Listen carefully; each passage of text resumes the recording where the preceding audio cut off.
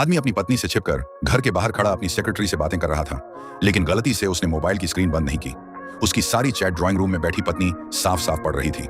हर एक प्यार भरा संदेश पत्नी के दिल में खंजर की तरह चुभ रहा था।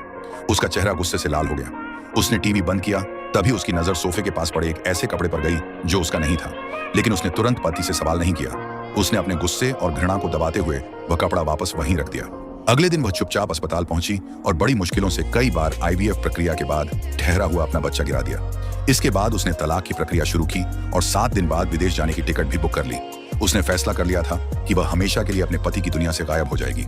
शाम को वह टूटा हुआ दिल लेकर घर लौटी और गर्भपात की रिपोर्ट एक गिफ्ट बॉक्स में रख दी। उसी समय उसका पति अपनी सेक्रेटरी से मिलकर घर आया। अपराध बोध में उसने पत्नी के लिए उसका पसंदीदा केक खरीदा था, लेकिन पत्नी ने आते ही उसके शरीर से किसी और के परफ्यूम की खुशबू महसूस कर ली।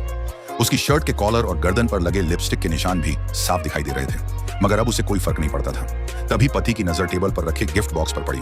उसने सोचा कि पत्नी ने उसके लिए कोई सरप्राइज खरीदा है। वह उसे खोलने ही वाला था कि पत्नी ने रोक दिया और कहा कि इसे 7 दिन बाद खोलना। पति ने हैरानी से पूछा, 7 दिन बाद क्या है? पत्नी ने बताया कि वह उनकी शादी की 10वीं सालगिरह है। यह सुनकर पति घबरा गया और बोला कि काम की व्यस्तता में वह भूल गया था। पत्नी अब उसके साथ प्यार का दिखावा नहीं करना चाहती थी और वहां से जाने लगी, लेकिन पति को लगा कि वह नाराज है। उसने पीछे से उसे गले लगा लिया और मनाने की कोशिश करने लगा।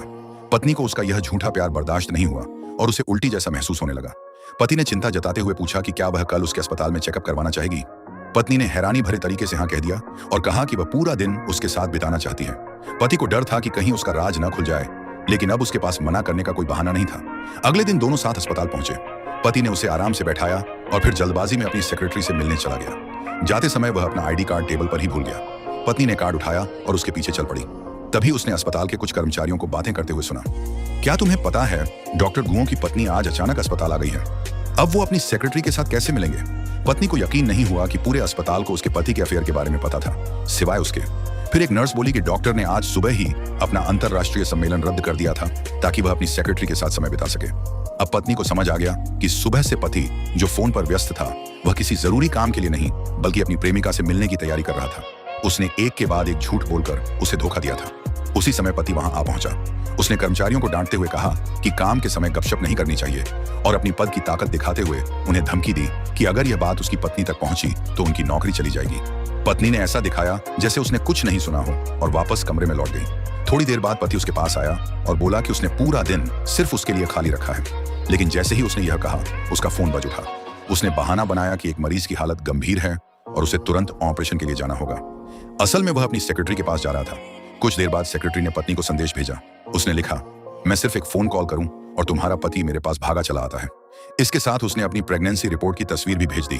अब पत्नी ने पति की बेवफाई के सारे सबूत इकट्ठा किए और उन्हें अपने वकील को सौंप दिया। वकील ने भरोसा दिलाया कि जल्द ही तलाक की याचिका दाखिल कर दी जाएगी और वह आसानी से इस रिश्ते से आजाद हो जाएगी। घर लौटते समय उसे फोन आया कि उसके सारे दस्तावेज और खाते बंद करने की प्रक्रिया पूरी हो चुकी है। उसने घर पहुंचकर अपनी और पति की पुरानी तस्वीरें जला दी। उसके मन को पहली बार सुकून मिला। फिर उसने पति को एक संदेश भेजा कि उसके लिए एक तोहफा बेडरूम की दराज में रखा है, लेकिन जवाब पति ने नहीं बल्कि उसकी सेक्रेटरी ने दिया।